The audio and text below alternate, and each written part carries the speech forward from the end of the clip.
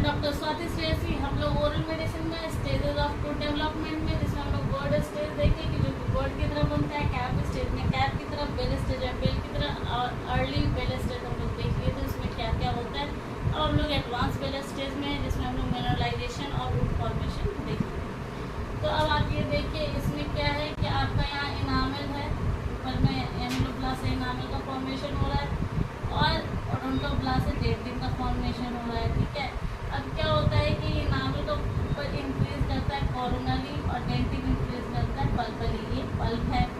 ठीक है, अब ये जो इनामल और डेंटिन के बीच के जो ये स्पेस होता है, ये जो लाइनिंग आप देख रहे हैं इनामल और डेंटिन, तो ये हो जाता है आपको डेंटिनो इनामल जंक्शन।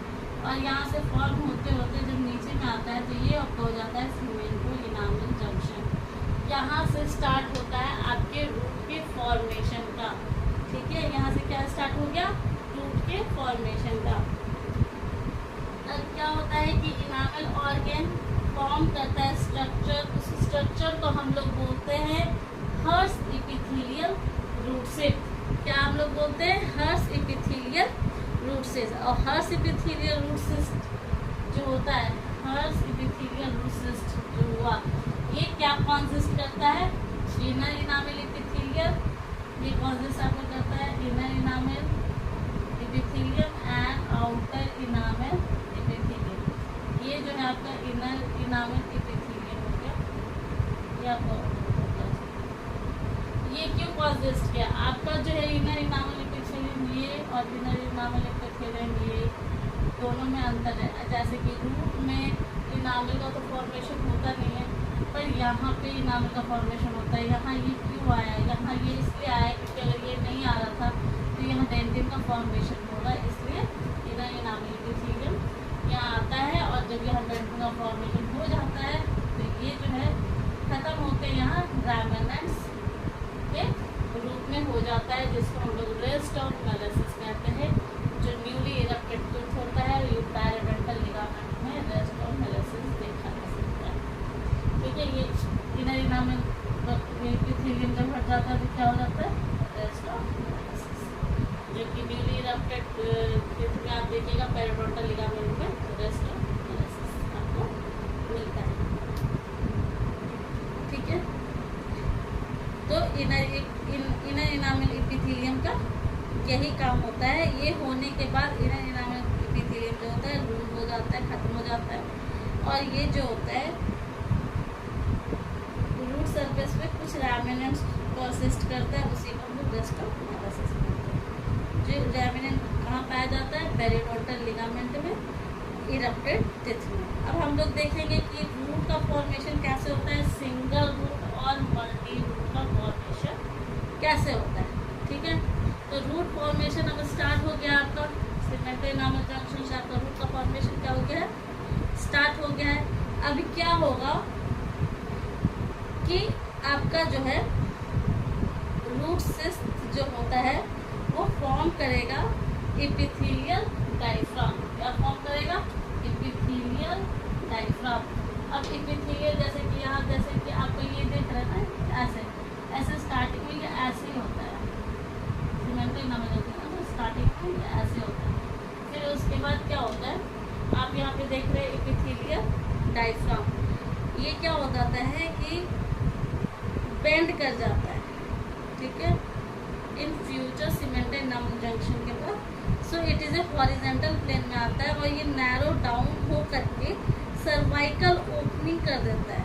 ठीक है, और ये शॉर्टर होते जाता है।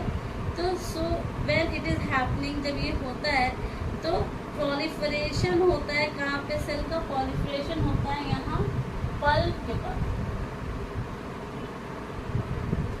कहाँ हो गया आपका, पल्प के पास, कनेक्टिव टिश्यू ऑफ पल्प। क्या हो गया, proliferation of cell in the pulp, the connective tissue of the pulp. लेकिन जो एपिथेलियल डायफ्राम होता है वो कनेक्टिव टिश्यू में नहीं ग्रो करता है। क्या होता है, कनेक्टिव टिश्यू में नहीं ग्रो करता है।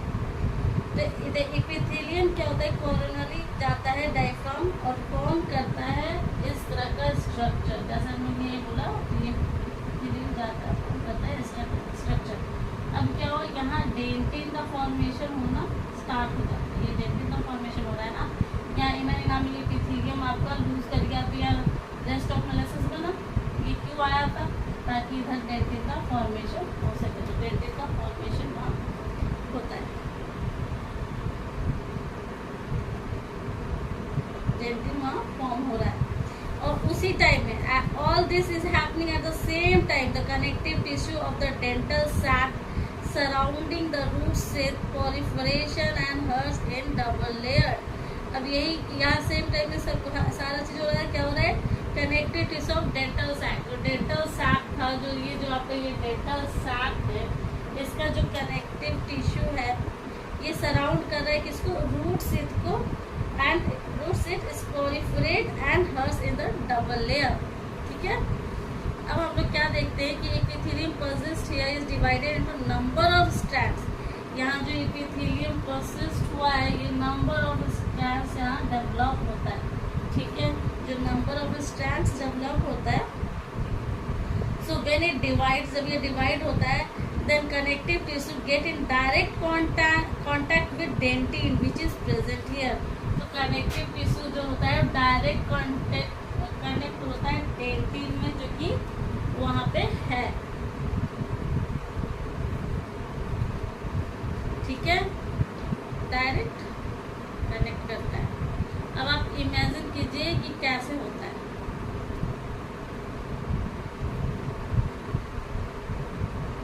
आप इमेजिन कर लीजिए कैसे होता है ये। ठीक है, अब क्या हुआ कि आउटर सेल डेंटिन कांटेक्ट में आता है और फॉर्म करता है, क्या फॉर्म करता है? सीमेंटोब्लास्ट। ठीक है, अब आउटर डेंटिन जो है, ये जो आउटर डेंटिन जो है आपका आता है, और ये क्या, अब जो आउटर सेल डेंटिन है वो कांटेक्ट होता है और क्या फॉर्म करता है? सीमेंटोब्लास्ट। या फिर आप उसको ये भी बोल सकते हैं डिफरेंशिएट इनटू सीमेंटोब्लास्ट। और वहाँ पे ये क्या छोड़ता है? यहाँ सीमेंटम। यहाँ क्या हो गया? सीमेंटम। यहाँ क्या हो गया? डेंटिन। सीमेंटम इधर हो गया डेंटिन। ठीक है, इस तरह से सीमेंटम का फॉर्मेशन हुआ। ठीक है, अब ये जो आपका outer 17 going to form on the outermost surface, आपका देखा है कैसे हुआ। ठीक है, तो लेंथनिंग हो जाता है। यहाँ सीमेंटम फॉर्मेशन हो रहा है, डेंटिन फॉर्मेशन हो रहा है, तो ये लेंथनिंग आपका ये लेंथनिंग। ठीक है, जब ये आपका लेंथनिंग हुआ तो अब क्या, ये ओपनिंग शॉर्टर डाउन हो जाता है। और क्या करता है? ये ओपनिंग शॉर्टर डाउन होता है और यहाँ पे ये फॉर्म करता है। अब इसको हम लोग क्या बोलते हैं? ये जो फॉर्म हुआ इसको हम लोग बोलते हैं एपाइकल फोरामेन। इसको हम लोग क्या कर दिए? Apical foramen. अब ये क्या हुआ कि यहाँ पे एक आपका रूट का फॉर्मेशन हो गया। ठीक है, आपका यहाँ एक सिंगल रूट का फॉर्मेशन हो गया। देखिए कैसे हुआ ये फॉर्मेशन। आप देखिए ना कैसे फॉर्मेशन हुआ। यहाँ इनामिल कॉलोनी इंक्रीज गया, डेंटिन पल्पली इंक्रीज गया, फिर यहाँ पे इनर इनामिल एपिथेलियम इधर, और इधर जो है ओडोंटोब्लास्ट आया, जिससे यहाँ पे इनर इनामिल एपिथेलियम डेंटिन के फॉर्मेशन के लिए आया था, जो कि जो इनर इनामिल एपिथेलियम का काम खत्म होने के बाद वो जो है रैमिनेंट्स में हो जाता है, जिसको हम लोग रेस्ट ऑफ माइलोसिस करते हैं। यहाँ डेंटिन का फॉर्मेशन होना शुरू हो जाता है। फिर इसके होता है बहुत सारे स्ट्रैंड्स आते हैं जो कनेक्टिव टिश्यू से होता है। फिर सीमेंटोब्लास्ट का फॉर्मेशन होता है, फिर यहाँ सीमेंटम फॉर्म होना शुरू हो जाता है, यहाँ डेंटिन फॉर्म होना शुरू हो जाता है, जिसका लेंथ भी बढ़ता है। फिर यहाँ पे एक फोरामेन डेवलप होता है, उसको एपाइकल फोरामेन कहते हैं। ये आपका सिंगल रूट डेवलप। ठीक है, अब आइए कि आपका सिंगल रूट डेवलप हो गया तो मल्टी रूटेड टिथ कैसे होगा। ठीक है, तो ये जो है डिफरेंशिएट ग्रोथ होगा। अब एपिथेलियल डायफ्राम का जो division of root form into 2 और 3 रूट्स में जाएगा। एपिथेलियल डायफ्राम का डिवीजन होगा तो ये 2 to 3 रूट्स में जाएगा। कैसे करेगा? ये cause division of root form into 2 और 3 रूट्स। ये डिवीजन कॉज करेगा 2 और 3 रूट्स में, तो उसी को हम लोग कहते हैं multi root rotate with developing, क्या होता है, एक small tongue like extension create करता है। ये एक टंग लाइक एक्सटेंशन क्रिएट करता है, इधर से इसको इधर, ये फाइकल फोरामेन था, ये आ रहा है, इसका टंग लाइक एक्सटेंशन क्रिएट हुआ तो ये एक दूसरे को जोड़ा तो ये 2 रूट्स हो गए आपके, ठीक है। सर्वाइकल क्या हुआ, स्मॉल टंग लाइक एक्सटेंशन हुआ, कहाँ पे हुआ, सर्वाइकल ओपनिंग के पास हुआ।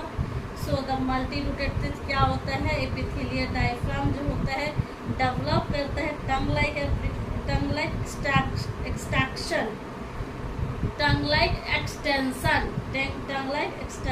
डेवलप करता है। जैसे लोअर मोलर है तो 2 एक्सटेंशन डेवलप करेगा, अगर अपर मोलर है तो ये एक्सटेंशन टंग लाइक एक्सटेंशन डेवलप करेगा। तो यही होता है आपका अप्यूरिंग, ये आपका एक्सटेंशन डेवलप किया तो आपका मल्टी रूटेड टूथ हुआ। अब यही आपका क्या होता है, टूथ जर्म जब ये डेवलप करता है, जैसे आपका यहाँ पे 2 ऐसा डेवलप भी करता है, कभी कभी आपका ऐसा 3 डेवलप करता है, ये टूथ जर्म में होता है, ठीक है, during growth of tooth germ ऐसा हो जाता है।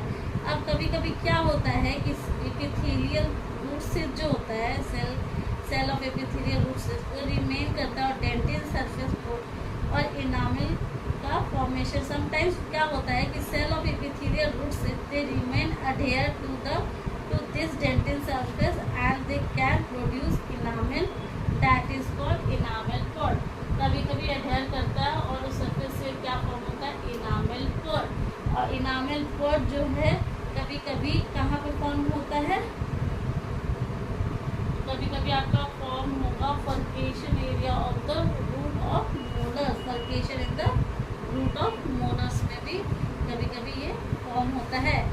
अब देखिए अब क्या होता है कि आपने देख लिया सिंगल रूट और मल्टी रूटेड टूथ कैसे हो गया, ठीक है, सिंगल रूट और मल्टी रूट कैसे बन गया। अब हम लोग एक और चीज़ जानेंगे, एक और चीज़ के बारे में हम लोग जानेंगे, वो होता है आपका एसेसरी कैनाल, ठीक है। जैसे कि आप ये रूट है, ये आपका पल्प है। अब हम लोग ये जानेंगे कि इसमें आपका एसेसरी रूट्स कैसे डेवलप हुआ। तो क्या होता है कि जब डेंटिन डेवलप होता है तो उसमें जो डिफेक्ट होता है, डिफेक्ट हो जाने के कारण कहीं कहीं पे आपका पल्प के थ्रू कनेक्ट हो जाता है, उसी को हम लोग एसेसरी कैनाल करते हैं। क्या होता है, if the continuity of hers is broken, not established, क्या होता है, फिर डेंटिन फॉर्मेशन वहाँ पे होता है जो कि defect dentinal wall of the pulpal floor होता है। तो इसको हम लोग लिटिल डिफेक्ट कहते हैं। तो ये जो डिफेक्ट हुआ इसी को हम लोग एसेसरी कैनाल कहते हैं। एसेसरी कैनाल का मतलब होता है एक्स्ट्रा कैनाल। Thank you. अगर आपको इसमें कोई भी प्रॉब्लम लग रहा है तो आप प्लीज़ ज़रूर पूछें। अगर आपको लगता है कि मैंने फास्टली सब कुछ ऐसे समझा दिया तो ये भी बात बोल सकते हैं आप। अगर आपको मेरे से ज़्यादा बेहतर आता है तो प्लीज़ आप मुझे ज़रूर